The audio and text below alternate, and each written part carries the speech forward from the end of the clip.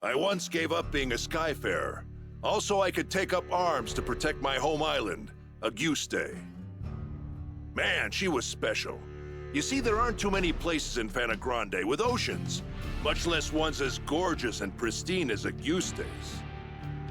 And I'd be damned if I stood by as the Erste Empire sullied its waters with the byproducts of their weapons research. It goes without saying that I enlisted. Good thing, too, because it was in the midst of the ensuing war that I met the Grand Cipher crew. They helped us, the local mercenaries, I mean, take a stand against those Imperial punks. It wasn't a picnic, but we weren't gonna go down without a fight. In the end, the war wasn't decided by either side, but by the patron deity of the land, Leviathan, who damn near drowned Auguste in a fit of rage. Anybody's troubles would have seemed small compared to a battle like that, huh? Well, not long after, as if irony was waiting to bite me on the ass, my estranged daughter showed up out of the blue. I know what you're thinking. What kind of parent wouldn't rejoice at seeing their child again? But it's complicated, and it's all my fault. Man, the way Apollonia looked at me, like a wolf staring down her bunny-eared breakfast. I couldn't face her. But this crew, there was something about their vitality, you know? Here were these young'uns standing against impossible odds and coming out stronger for it. Maybe if this old man took good notes, he could eventually have an honest conversation with his own baby girl. So, I asked to join the crew and took up a life of skyfaring once again. The next time my daughter and I met, I wouldn't let fear and regret keep me from moving forward.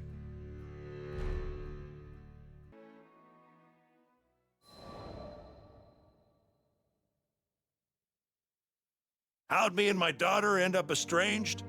Well, the first thing you need to know is that my wife was stricken by a terminal illness. I refused to listen to the doctors. Terminal my foot. Even if there was no cure in Auguste, surely there ought to have been something in other lands. And so, I left my family at home, crisscrossing the skies looking for a cure. Got into a lot of adventures along the way, and somehow ended up making a name for myself. But no matter how far and wide I traveled, the cure eluded me. And while I was away, my wife, she breathed her last. I wasn't there for her when she needed me most. I never even got the chance to say goodbye. Regret and self-loathing crashed over me in never-ending waves, threatening to pull me under.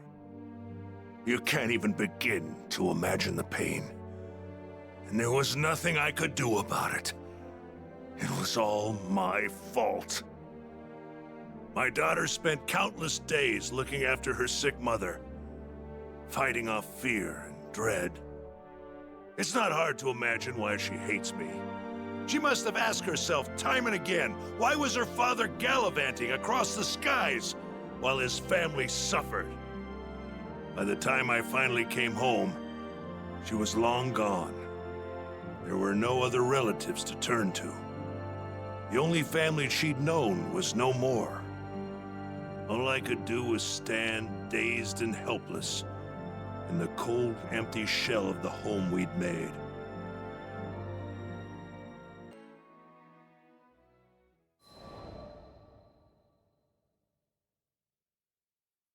After that, 15 years passed. I met the captain, and through my travels with the crew, reunited with my daughter. This might surprise you, but we didn't have a tearful, touching father-daughter reunion the second time around either. I spent so long telling myself that the next time we met, I'd face up to my past. But when the moment came, I froze. What could I possibly say or do for her as a father after all this time? Any courage I'd mustered withered in the face of her scorn, and I was left standing there, feeling like an old bastard.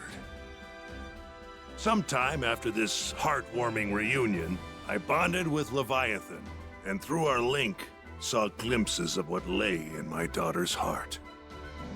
I thought I had escaped all those painful memories, but here they were. In that world created by the Pact with Leviathan, my wife was still alive. I saw how things might have been if I had done things differently. Of course, I knew none of this was real, but I would rather stay in a world of memory than live in a cold, lonely reality without her. But she wasn't having any of that. She said I couldn't sacrifice my future to dwell in the past. She made me promise to fix things between myself and our daughter. Said she'd boot me out of the ocean if I came back without completing my task. Her words finally gave me the push I needed to face my past and start on the path to a brighter future. They gave me the strength to fight for my daughter in her hour of need. And I'd like to think that I finally did something fatherly, if only just the once. Of course, I don't expect our relationship to be mended with one conversation or act of bravery. But little by little, I think we're getting there.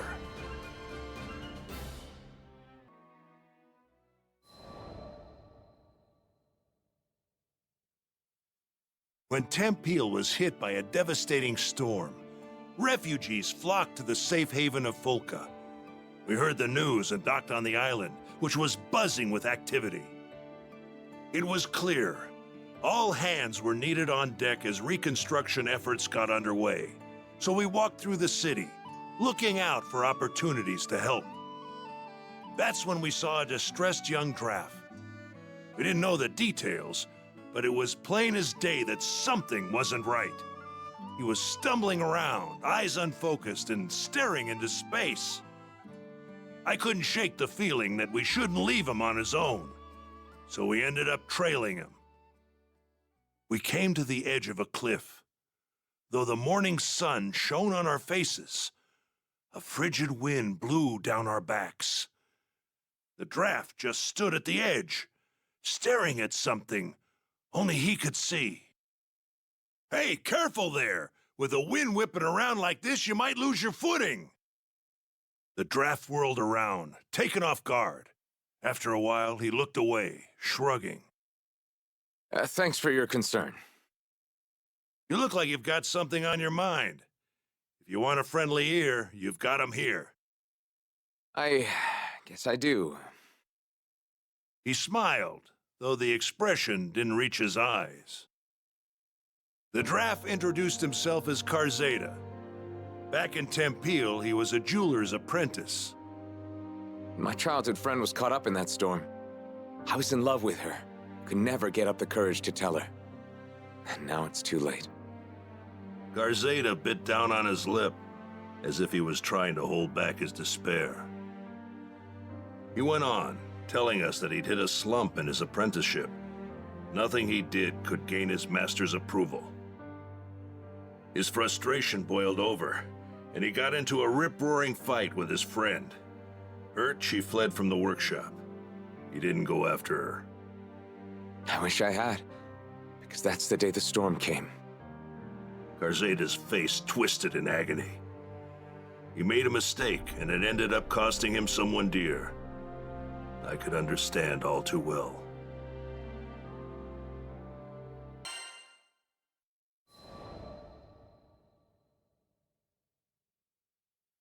Karzeda stared at the sunbeams as they illuminated the cliffside.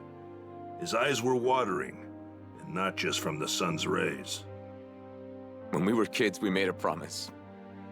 Once I became a proper jeweler, I'd share my most treasured secret with her. Cowardly, yes, but that was the only way I could tell her how I felt. It all made sense now. His deepest, darkest regret was putting off telling her what was in his heart for so long. We made that promise ages ago.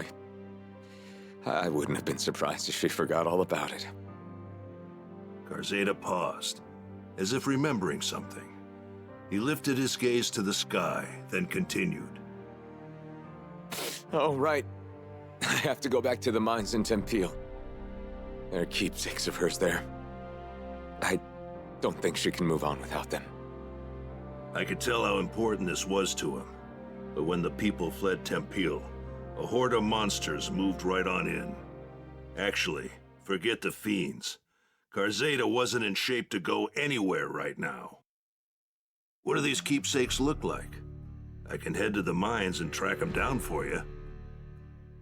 Considering his condition, I wasn't about to give him room to argue. Besides, I know all about not being able to share the important stuff with a loved one while there's still time. There's so much I didn't get to tell my family. Even now, thinking of our old house makes my heart ache something fierce. That day, there was no one to greet me when I opened the door. Seeing the cold remains of my home tore open a void in my heart. But you know what? I managed to keep going because my friends were there for me. This time it was my turn to support someone who needed it. The keepsake should be somewhere around here. Might as well inspect the mine shafts as we go too. Whoa! The place is crawling with goblins! You can't just let them run amok. Time to get to work. That was too easy. They act like they own the place. Sorry, but you're gonna have to move on.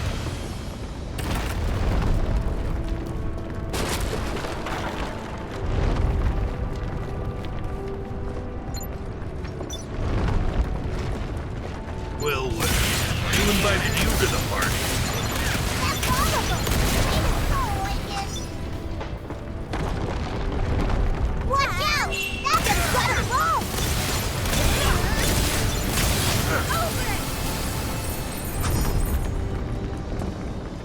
Karzeda's counting on us to find those keepsakes.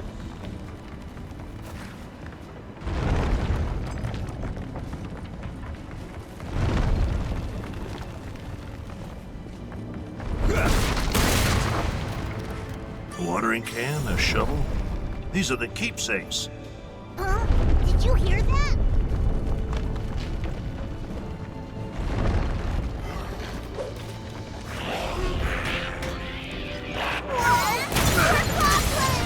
And look at the size of that one!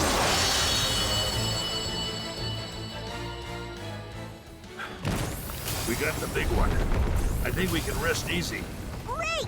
Let's head back to town. Sheesh, the place was crawling with goblins. Good thing we came instead of Karzeda. Hold up!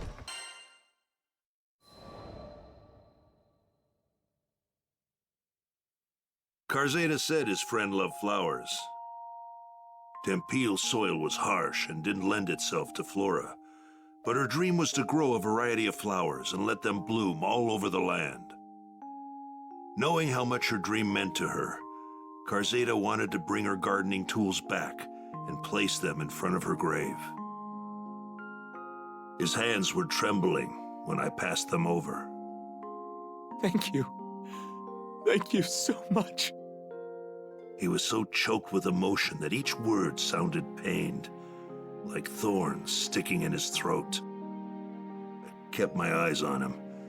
It felt like if I looked away for even a second, he'd fade into the great blue beyond. He was still grappling with his hurt. You wanted to say goodbye to her properly, right? Come on, I'll go with you. I slapped him on the shoulder, silently willing him to pull himself together. I appreciate that. Thank you. Karzeda hugged the tools tightly against his chest, his teeth biting down hard on his lip. It broke my heart, seeing someone so young deal with such overwhelming tragedy. The least I could do was help him see this through.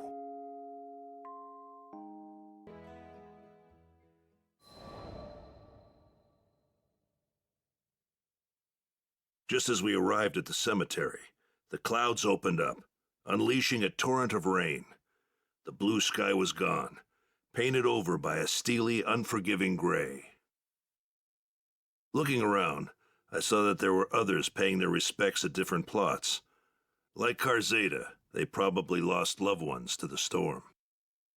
As soon as he laid eyes on the mound of earth in front of him, the dam broke. Karzeda's shoulders heaved with his sobs. Why didn't I say those awful things? There were so many more important things I wanted to tell you, but He sank to his knees, crippled with grief. His fist beat at the earth, sending drops of muddy water splashing onto his face. I didn't want that to be our last conversation. If I hadn't blown up, if we hadn't fought, I only wanted to see you smile, but I made you cry. All I could do was watch over Karzeda as he poured out the feelings he'd held back for so long. Let it out, son. It's the only way to get through it.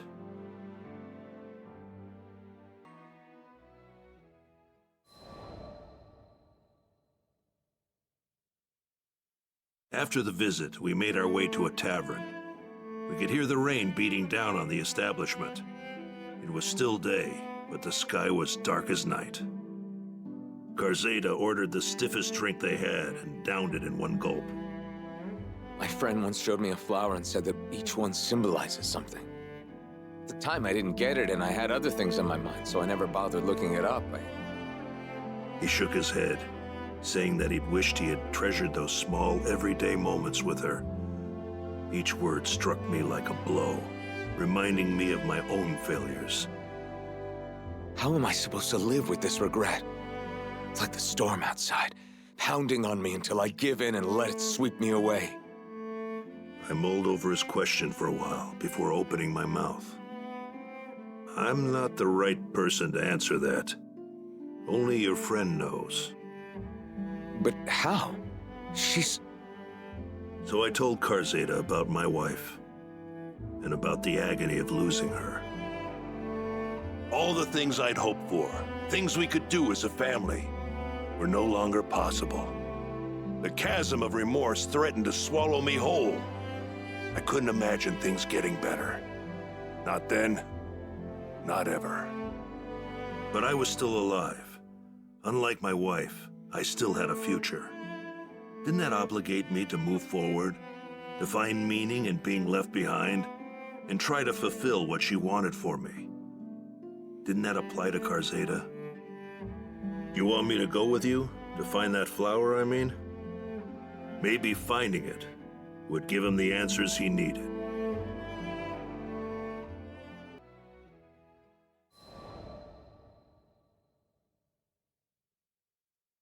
Do you think we can find the flower? That sounds like a good idea. Karzeda spoke haltingly, as if remembering the times he shared with his beloved friend. She'd always loved flowers. Tempeal was a land forged by its mines, and its climate wasn't suitable for flowers. But that wasn't going to stop her. As if that thread of memory had unspooled another, Karzeda said that his friend mentioned having a secret flower garden. But she hadn't told him the location, so he wasn't sure where to begin looking. Sometimes she'd head out to a forest near Folka. If the garden's anywhere, it's probably somewhere in there. It might be a long shot, but that doesn't mean we shouldn't try. I drained the last of my glass. We stepped out of the tavern. The rain had stopped. The air was humid, but the sun was a welcome sight after the rain. I squinted up at the brilliant blue sky. There, arcing over the forest, was a large rainbow.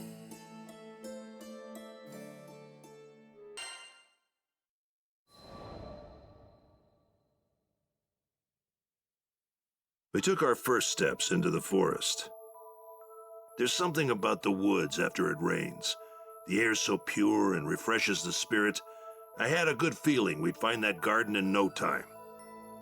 My optimism didn't last long. We spent hours searching every single likely spot, and a lot of unlikely ones too. Yet the garden eluded us.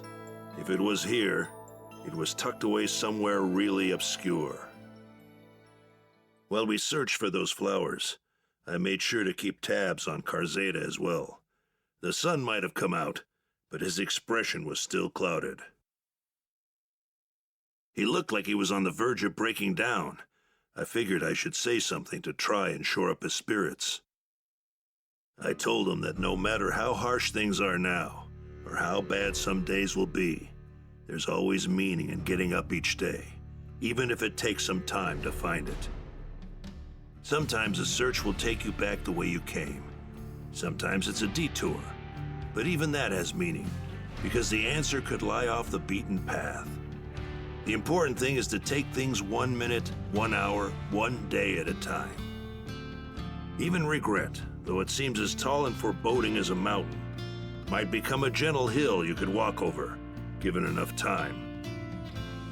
I know what it sounds like, but I wasn't just telling him this to make myself feel better. It's just... sometimes, you have to run when the going gets tough, and that's fine. Just as a ship needs a port in a storm, a soul needs a safe harbor. Turning your back on your problems isn't the solution. No one knows that better than me. But we're allowed to make mistakes. That's part of the journey, and what it means to be alive. At some point, we have to settle up with the demons inside of us and learn to live with them.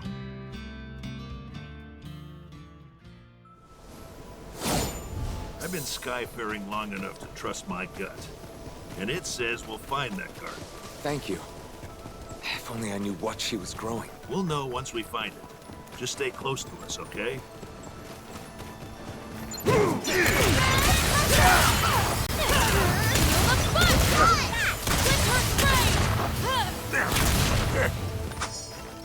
Let's look for that garden. Maybe we can This find wood is some. aromatic. Should ward off the beasts. Maybe it was put here to protect the flowers. There might be more nearby. Another scented stick. And more over there. There sure are a lot of sticks lying around. How'd they get like this? Keep your eyes peeled. The garden ought to be nearby.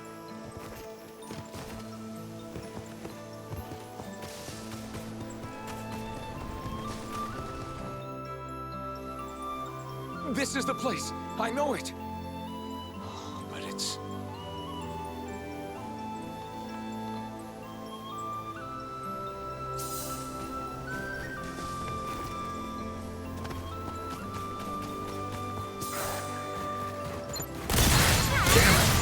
Monsters are really going to town.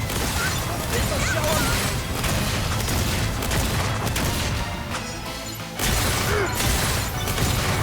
Quiet, huh? Nothing me and my gun can't handle.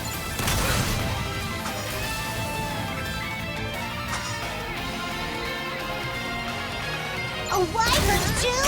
Give me a break already.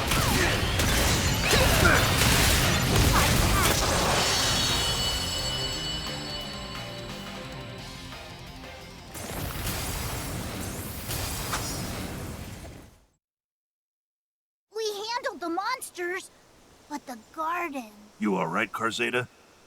Come on, pull yourself together.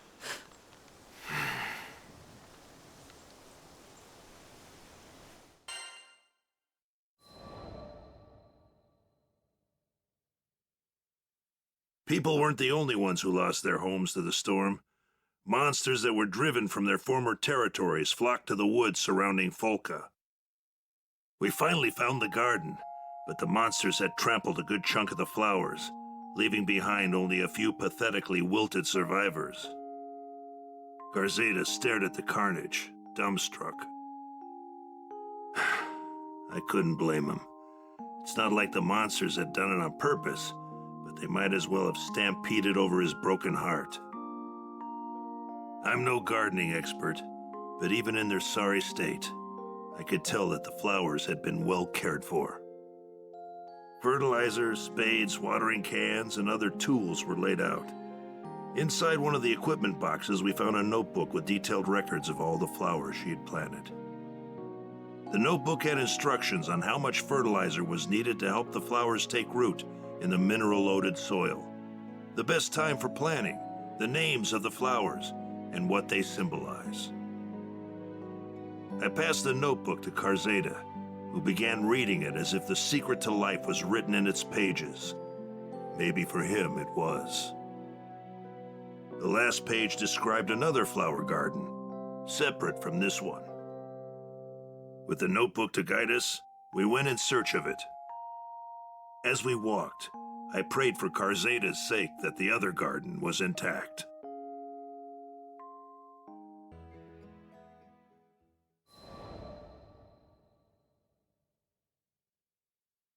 We came to a quiet clearing in the forest, devoid of any beasts. The only other presence besides us was a crisp breeze. Shafts of sunlight peeked through the trees that shaded the garden.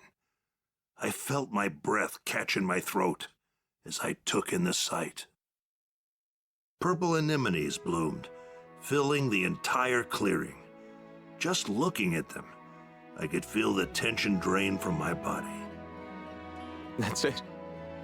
These are the flowers she talked about. Karzeda opened the notebook.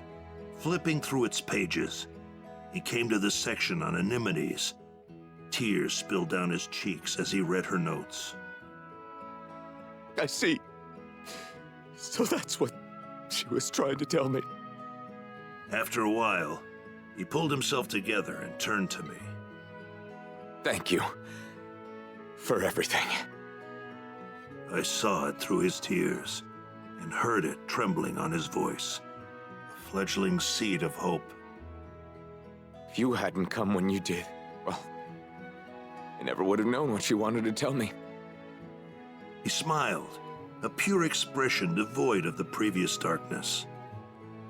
She dreamed of a Tempeel blooming with flowers, and I'll carry the torch. I'll make sure her dreams come true. Glad to hear it. Just keep putting one foot in front of the other and you'll be fine.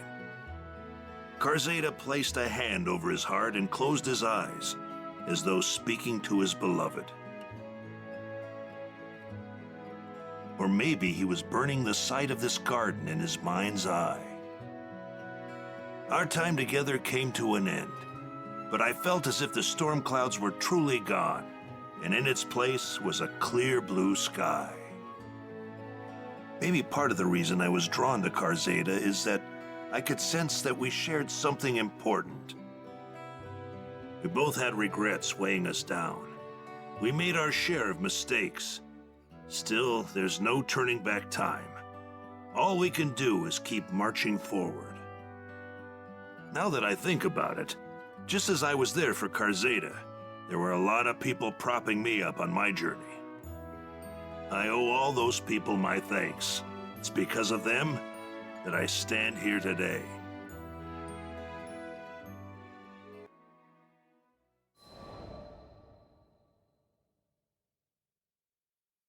Dear Eugen, I can't thank you enough for everything you've done. Every now and then I hear news about you and your crew. I'm glad to hear you're doing well. I was finally able to get licensed as a full-fledged jeweler in Folka. I started creating pieces based on those purple anemones we saw. People love them. I can't make them fast enough to keep up with the demand. The proceeds from the sales go to organizations working to restore Tempeel to its former glory. Once we can go back home, I plan to create a large garden, just as she would have wanted. The promise we made as kids can't be fulfilled, but I plan to keep the promise I made to myself. I'll do it to bring her dream to life. P.S. I never did tell you what those purple anemones symbolize. According to her notebook, they mean, I believe in you. I'll wait for you. The next time you're in Folka, look me up. Until then, please take this pressed flower as a token of my gratitude.